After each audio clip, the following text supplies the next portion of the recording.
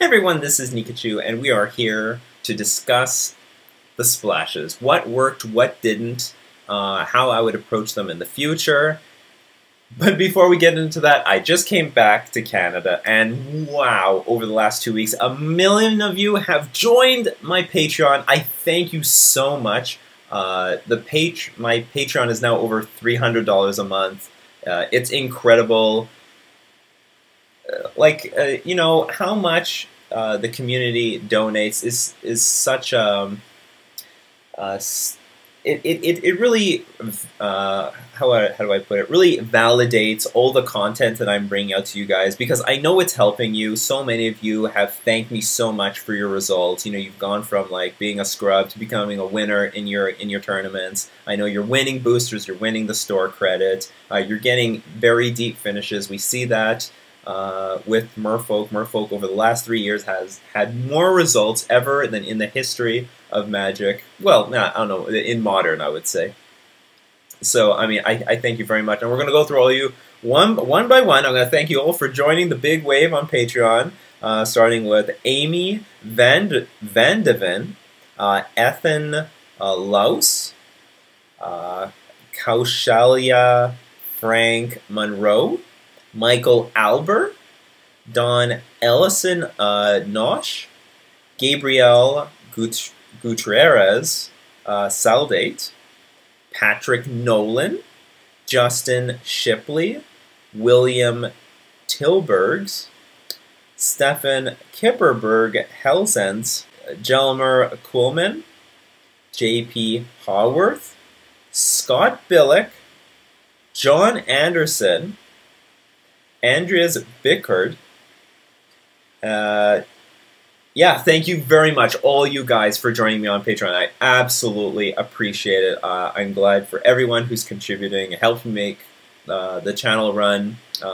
Soon I have to like resubscribe for Camtasia and probably my my virtual machine that I use to play use Windows on a MacBook. But it really helps me a lot, and I very much appreciate it. So now that out of the way, let's talk about what I would say are the top 4 splashes for modern Merfolk, or at least, you know, how I feel about them. And I'm going to start with number 1 with Cocofolk. I thought we didn't do very well with Cocofolk. We only went something like 2-3, and on top of that, one of our opponents was a pony, and also pretty noobish to Magic the Gathering Online. They had a really, how do I put it, budget deck. But so the results weren't very good, but I still felt that the deck was really fluid. It flowed really well. I think that's really important. Maybe we don't have all the numbers right. Like Nissa is cool and all that. Hold on. So Nissa, really cool card. Hey. But probably is not mandatory. If anything, it's just going to be a win more card. I thought it would be good against Control, but honestly, Collected Company by itself was very good against Control. And in theory, it's just very good against, for example, Supreme Verdict decks. You can put a bunch of creatures onto the battlefield, attack with them, and when they Supreme Verdict, you just Collected Company at end of turn and get back to business. I mean, you can even use the Noble Hierarch to float mana when they play Supreme Verdict, and after they play the Verdict, then you tap the rest of the mana to play Company. So I thought that was, I think this is enough against Control, plus we've got other stuff like Kitchen Finks in the sideboard, and maybe even Void Mage Prodigy. And we've got some Dispels as well. So Nissa probably can get dumped for the extra Spreading Seas in the main deck, assuming Spreading Seas needs to exist. And maybe, of course, it needs Misty Rainforest so that we can fetch this Forest out. A lot of people, the Forest may be controversial. I don't know if we need it, but the thing is, I don't really feel comfortable playing a deck like this and being cold to Blood Moon. Like, why are we playing basics at all? I think the Forest is totally fine. It's a 20-second land, and I don't think we lose all that much having this Forest in here, because if we are up against a Blood Moon deck, we might want to utilize things like Reclamation Sage in order to get our creatures in play. Or, like, I think Kitchen Finks is good against most of the Blood Moon decks because they run sweepers of some sort. So we will want those in that matchup. And I guess in this deck, it's our only way of casting the Nissa if there's a Blood Moon out. So yeah, don't want to be. I don't think we're really hurt by playing this thing, so we could play it. Another thing is, like, I was wondering, are there any, like, cool green lands? Like, for example, we have Oboro in blue, but is there something that could be played in green for this deck? Another thing, we probably could have jammed Oboro somewhere in here. I don't know which one of these cards should be Oboro, but something should be Oboro. But is there a green card? Like, I was thinking of Pendelhaven, for example, like a 1/1 creature gets +1/+1, but it would only work on Curse Catcher if there's no Lords out. But maybe we're just free rolling on that anyway. So maybe there's a green land out there that could support this archetype. I'm just not familiar with all the green cards, which is why there's so few green cards in here. I mean, I just know Noble Hierarch is very good in this deck. That Noble Hierarch was really impressive. It allowed us to attack for more damage than we normally would. Help protect like when these things attack as 3/3s.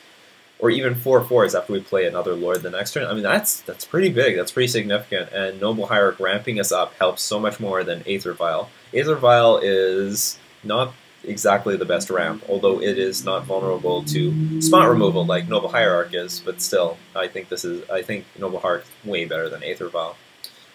Which is why most decks don't play Aether Vial. If Aether Vial could be jammed in anything, they would. But no, they don't. These Metal Dorks are pretty serious. Sideboard. I mean, this is up in the air if this is good or not. Like, I play tested with this a decent chunk of the time with just normal mono blue. Void Mage Prodigy. It was like okay, but like I said, it's not good enough in enough decks. And it definitely fit this deck a little bit better. And we did see some play out of him, but I have no idea if he belongs here. If we need him, if we need him. Definitely we need some sort of counterspell, and I most certainly like the fact that we have a counterspell attached to a body here. So aside from Nissa being removed, and maybe a questionable forest, and the fact that we don't have Misty Rainforest, I think I more or less really like this list. But you know what? I'm not going to just settle on that. There have been Cocofolk finishes, 5/0 finishes in leagues, and it would be a crime for me. I should have this in card view. It would be a crime for me not to show them to you. So that we have this one result by Rockastut, and his list, no forest. He decides to just play the islands, the Mutavaults, Polluted Delta. He has some Wanderwine hubs. It's actually a Bant company list. He's only playing with 3 collected companies. And the big difference between his list and mine mostly is with the phantasmal images. He decided to play those, and maybe well, he's got the 30 creatures. That's what's important. That's really, really important. And instead of Nissa and maybe one less company, he's jamming some Vapor Snags. And he's got the full range of Spring Season in his deck. Yeah, so we played with Nissa. He's playing with Snag. He's got one Cold-Eyed Selkie. But the thing is, because he's playing Bant, he has more access to white sideboard cards. And I think it's a pretty innovative idea. I think it's not that bad. I mean, we're playing with Noble Hierarch, which are Bant colors, and we're playing with all these fetch lands. So how much more does it cost us to just have like one less breeding pool, one more hollowed fountain? You know, like I don't think we're losing. I don't think we're sacrificing all that much. So I think it's a really cool idea to go Bant and have access to the white sideboard cards, which of course are very, very which are powerful. And maybe we can get access to more of them. He had like Rock's Warmonk. I have no idea if that's useful or not. Core Firewalker, not sure what that's for, but you know he had his own stuff. Core Firewalker is interesting. Not sure where we would want that, because I imagine, I'm not sure, but I imagine we have a pretty good burn matchup, given we still have some counter spells on the sideboard. We have the Tidebinder Mages, we have Life Gain, we have Ramp, so we can just like quickly speed up our clock. We can get we're a pretty clunky deck without the Ramp, but with the Ramp we do even better. I have a collected company which gets around what's called Eidolon the Great Rebel, so that's pretty good. So I have no idea, but I'm just putting it out there that you know Cocofolk has had results, and it's not even this list. I've seen other ones as well. Every so often, some Cocofolk thing pops up, but always with the Noble Hierarchs, no Aether Vials, and like 30 creatures. That's the consistent thing. So yeah, there's that list, and if anyone wants to push it further, you know, go ahead. I haven't sold any of these cards yet in Cocofolk because I am interested in, you know, playing around a little bit more with it. What more can be done? I don't know when I'm going to do that, but you know, I think in my spare time I'm going to see what I can do with this archetype, because it felt good. It just felt good. It just felt fluid. It didn't feel clunky, which was really important. I felt like I had the initiative with this deck all the time. Maybe we don't need 22 lands. Maybe we could go to 21. I'm not sure what the right land count is, given we have Noble Hierarch and Collected Company in the deck. So maybe some more tinkering around. But I sort of, yeah, I liked the feel of all our games, and I felt like we ran a little bit bad not to stay in the plus. Okay, so the next splash that I liked the most was Moonfolk. Because this list already had results. I saw quite a few lists with like 4 Blood Moon do pretty well. And many people said, this list could be taken differently. It could go in many different directions. This was a Blood Moon list, but you don't necessarily have to have Blood Moon at all. It could have 4 main deck Lightning Bolt instead, and you just have a pack of red sideboard cards available. I don't know what exactly those sideboard cards are supposed to be. I don't think red offers us too much that we would want. I heavily criticized Vandal Blast in the comment section, but thinking about it a little bit more, maybe Vandal Blast should have a little bit more credit, because it's basically against Affinity, it's a fatal push, and I think that's fine, even though it's not great. But it can also destroy Cranial Plating for 1 red mana, so I think that's fine. And even in the unlikely scenario that we get to 5 mana, we will get there sometimes where, I don't know, maybe Affinity is just a little bit too slow, but maybe they're about to catch up, and in that situation we can blow them out with Vandal Blasting everything at once. So this version feels very close to a normal Merfolk deck, but we're just jamming Blood Moon in there. And Blood Moon did some things, and Chalice of the Void had the potential to do some things, but it was stripped from our hand from what's it called, Death Shadow. It had the chance. It had the chance. I'm certain this is not very good against Jund Death Shadow. They just have too many ways to answer it. Kolaghan's Command, Abrupt Decay, even though Abrupt Decay is not very popular. Yeah, but Kolaghan's Command, Abrupt Decay, Inquisition of Kozilek, Thoughtseize, and on the fact that they just have a curve. They have Tarmogoyf, they've got Liliana the Last Hope, Liliana the Veil. Kolaghan's Command is a 3-mana spell, so they could just even ignore the Chalice of the Void if they have to.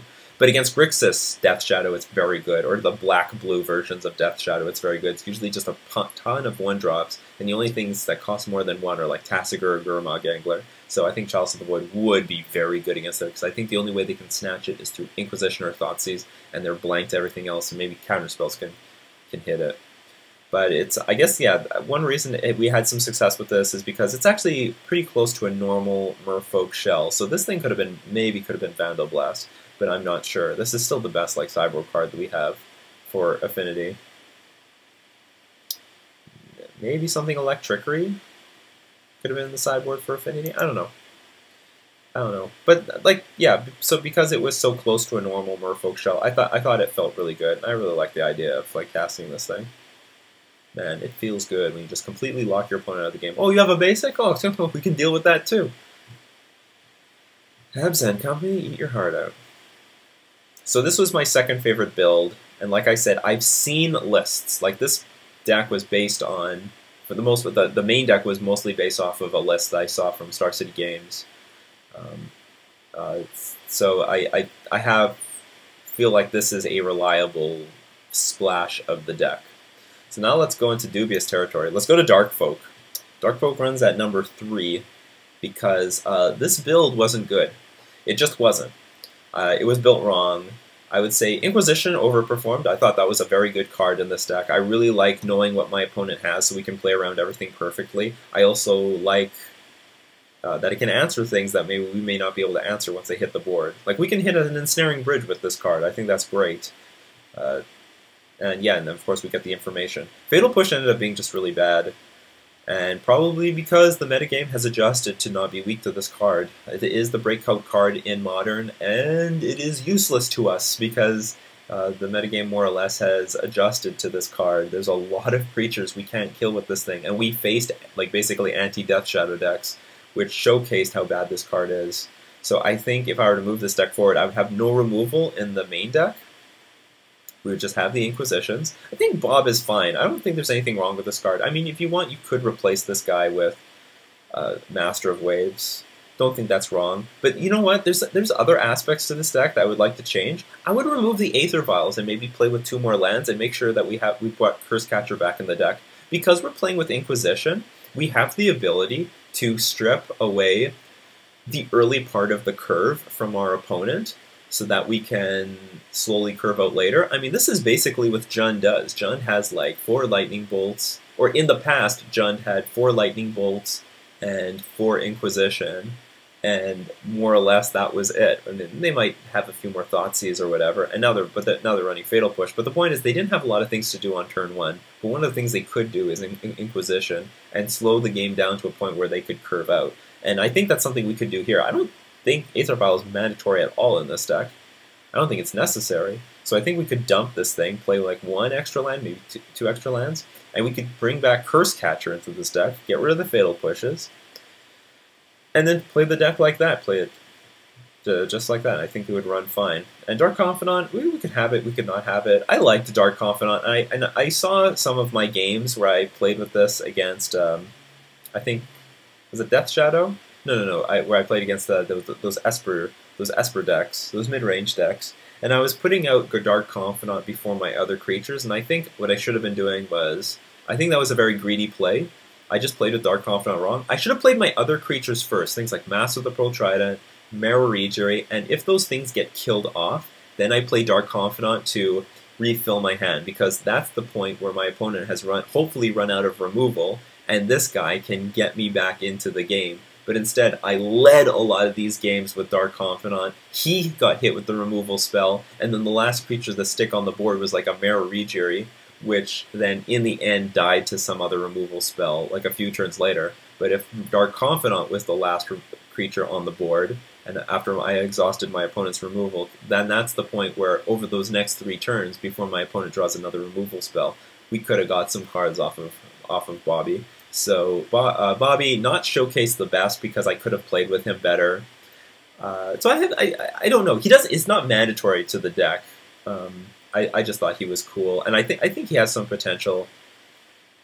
You could, in theory, say that Merfolk is pretty good against grindy decks in general. We just need to be resilient, more resistant. Dark Confidant dies to everything. You know, we do fine against Jund because of stuff like Master of Waves, Kira Great Glass Spinner. So, you know, outgrinding them is not very important. We're really dying to just super fast decks, and Dark Confidant doesn't really do very much for us against, you know, like Burn, Affinity, things like that. So you could argue because our weaknesses aren't through card advantage that we don't need Dark Confidant, because we have enough of it already with like Spreading Seas and Silvergill Adept.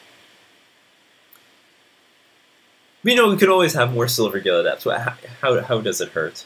So Collective Brutality, I really liked it. I don't know if we need the full 4, but it's really good card. I think it helps us a lot, even against I think it helps us against Affinity. Yeah, well, we definitely can kill a creature and gain life, so that's enough. But if they're tapped out, maybe we can even hit their Galvanic Blast. So Collective Brutality is going to help us with our weak matchups. Like I said, we're weak to like super aggro decks, or decks we can't block and stuff like that. So this would be really good. And now in the new Abzan Company Visor deck, they're calling Counters Company. This would be pretty decent. Actually, it would be really good. It'd be really good because we can hit a Mana Dork or one of the mana producing combo pieces and hit their Collected Company or Court of Calling out of their hand. So I think that would be very, very good. So the card I don't think is very impressive is Fatal Push. I think.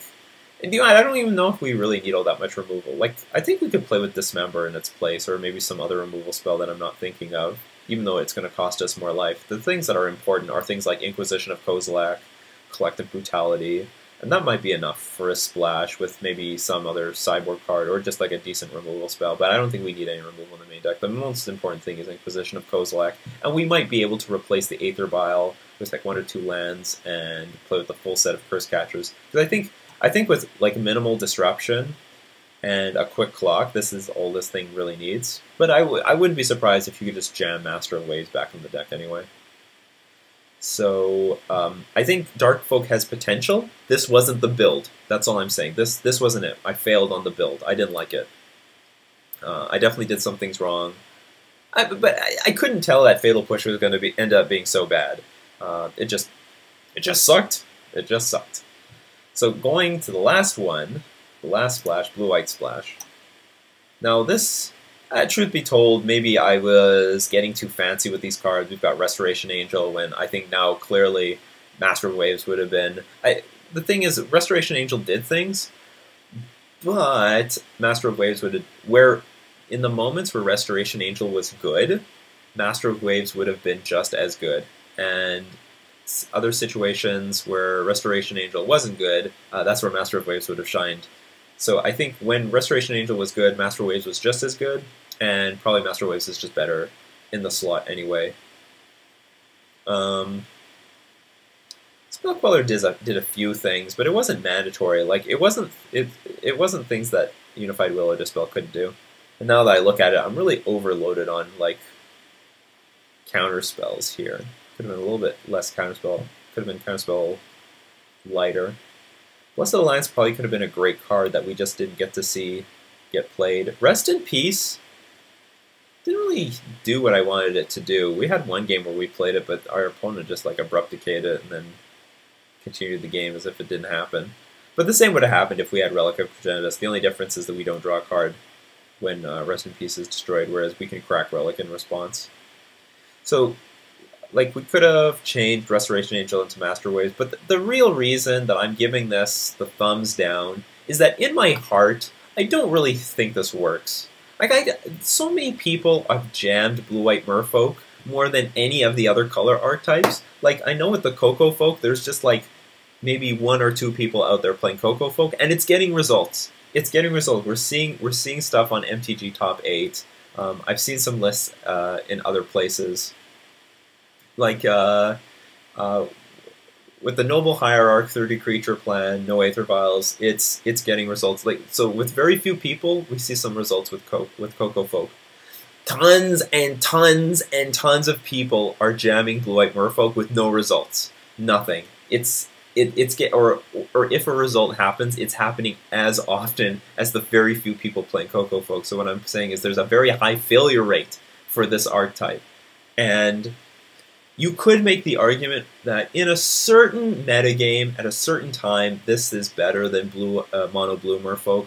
But, like, I don't want to splash for the one time that it's, like, sorta a little bit better, maybe in theory better. I want a replacement for Mono Blue. I want it to be better than Mono Blue. That's why I would want to splash. I don't want to have any sort of niche, narrow situations where I would be splashing. If I splash, I want it because this is just a solid, better version of Merfolk, more competitive, and yeah, so historically, I mean, or this is just the wrong way of playing it. Maybe we still don't even play with Path to Exile. We play with all the lands, we play with a normal stock build, and we have just some sideboard cards like Blessed Alliance, which could swing games significantly. I mean, this card does a lot of things. Look at all that text. That's a lot of text.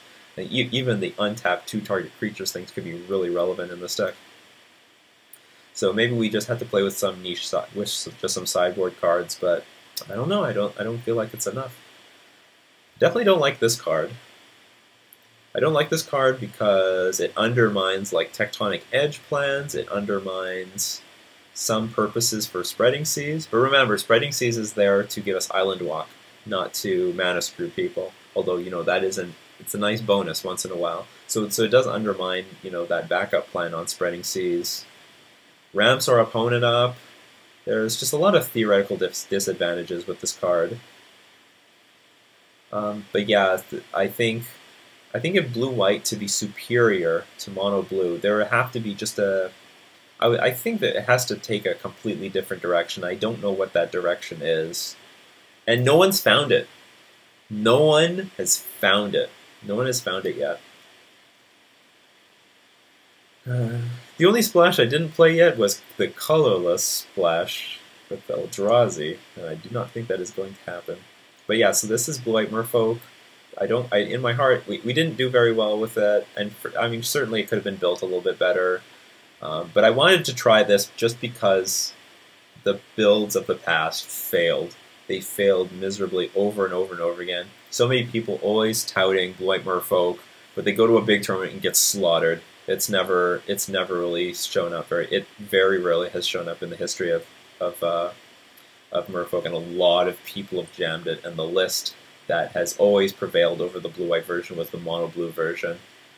The mono-blue version has so much more success at this point. It's overwhelming, and you can't say that people haven't been trying blue-white Merfolk, because they have, and they still are. There's still, I go to GPs and I see tons of blue-white Merfolk.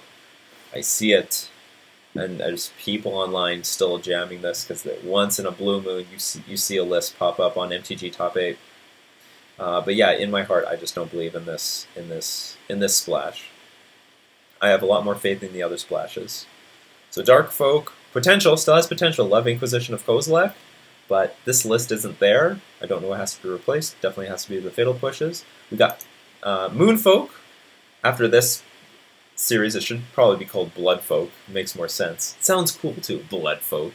Just call it Moonfolk is an actual creature in the game, so it might make things really confusing. I just like the sound of it. Moonfolk. Moonfolk sounds nice. But yeah, this deck can utilize the hate cards like I think that's a really cool aspect to Merfolk. We can utilize cards like Chalice of the Void and Blood Moon in our deck. It doesn't affect us all that much. To be able to play really powerful, like there are entire archetypes based around playing Blood Moon and Chalice of the Void in the main deck. And the fact that we can play it alongside our main strategy is fantastic. And of course, lastly, Cocofolk. Cocofolk #1. This was really fun to play, and I think it's good. And I think if the numbers were adjusted and maybe I get some more practice, it would become incredibly competitive. But if you don't want to believe in this, you can maybe adjust something from Rockastut's list, which obviously has made a finish, looks good. And probably I should dive into the white cards. Like, why not? Some of these Sanctums could be Hollowed Fountains. Yeah, so that's my review of the splashes, which was a long time coming. You guys asked for these splashes for forever. Like, for the last 3 years. Nikachu, play the white splash. Okay, I played a little bit of the white splash. Play the red splash! No. Play the black splash! No. Play the green splash! No. Play the green splash! No. Play the... Okay, whatever. I've done the splashes. We're not going to do it for a while until, like, I don't know, like, unless Cocofolk, like, shows up all over the place in tournament results. But this is the splash I think has the most competitive potential. Collected Company jammed in a lot of decks in Modern. And it felt good. It felt good. Like, when we fired a Collected Company and just got 2 Lords, that was fantastic. That put 6 power on the board and maybe filled the board up when it had no creatures. So this was I thought that was a very good thing in this list. And of course, Relic of Progenitus can become Rest in Peace if we splash white. So there's a lot of room there even to splash white and open up even more sideboard cards. There might be white cards that I'm not thinking of that could go into this list and help this creature base. I actually don't really know what all the white and green creatures are in Modern. I have a better idea of the blue creatures, but not the white and green creatures. So I hope you liked this series. Again, thanks to all my patrons supporting me on Patreon. This is fantastic. I'm going to have new stuff coming in the woodwork to do with artist altering. I hope that's going to be exciting. And of course, you guys are going to have access to the Merfolk strategy guide, released once every single month, me talking in detail about certain archetypes. A new archetype is added to the Merfolk strategy guide every month, only to my patrons supporting me on Patreon. So you can go check that out if you support me. And yeah, that wraps up the Splash series. This has been Nikachu for playing all these splashes in Merfolk.